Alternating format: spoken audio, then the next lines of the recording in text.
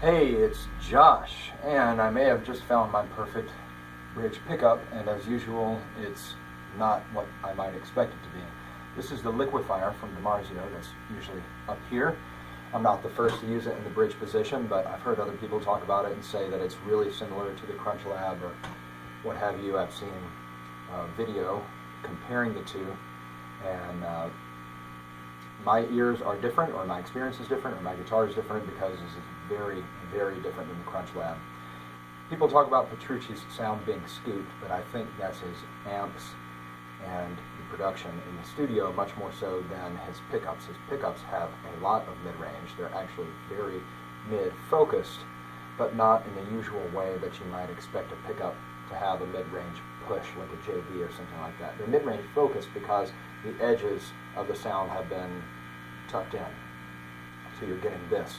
And with the Crunch Lab in particular, you get a fairly powerful low end, but it's kind of mushed together with the rest of the sound. I don't mean that it sounds mushy, but it's not super defined as a low end punch. It's more of kind of like here and not here, right?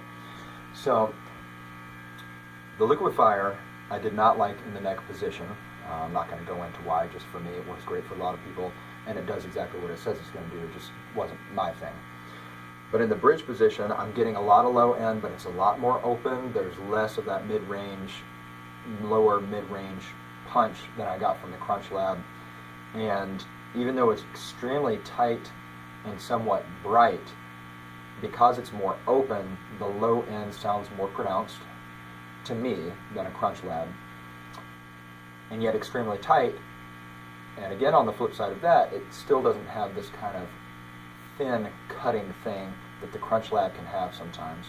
It might sound weird, but any of you who've experimented with the Crunch Lab might know what I'm talking about. Yes, it's a heavy, fat pickup in some ways, even though it cuts a lot, but something about the cut of it, which is designed to cut through intense gain, for me ends up making it sound a little bit thin at times, and it's almost like no matter how much dirt you dial in, you're gonna get a sound that's still not that dirty in a way, which I think is a strength of the pickup if you're looking for that, if you're looking to play, you know, like Petrucci or somebody like that. Anyway, this is the Liquifire, and this is what I'm doing with it right now.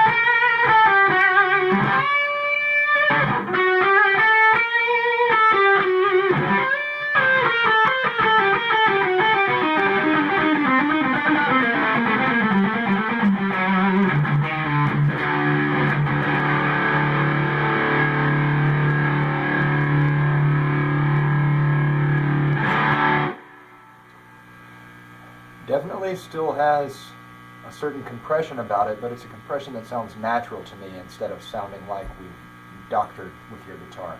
Now granted, this guitar has pretty ridiculous sustain thanks to this completely through the body neck tenon. It's a one-piece body that Jack Dent guitars puts the tenon all the way through the body. So it does have pretty ridiculous sustain, and the lack of a neck pickup, I think we should not underestimate how much that pulls on pulls on the strings. So the guitar has something to do with it, but there is some compression that's lending to the sustain, but again, it's not this artificial kind of everything being tucked in all the wrong ways, kind of sterilizing compression that I really don't like. So if you've got a liquefier running around, if you've got one running around to your doctor, if you've got one lying around, you should put it in the bridge position and see if you like it. And if you're looking for a bridge pickup that is bright, especially if you have like a muddy guitar, it might be great. I imagine it'd be incredible in a Les Paul. Throw it in the bridge position, you'll get something bright but balanced, very tight and defined but not lacking in bottom end, and overall natural, very natural sounding in a way that it is not at all natural sounding in the neck position to my ears. So, I'm Josh. I love metal, bluegrass, country, guitars, pickups, coffee, and dogs, not necessarily in that order, and you might hear about any of those things on my blog here. So check it out, subscribe, I'll see you next time.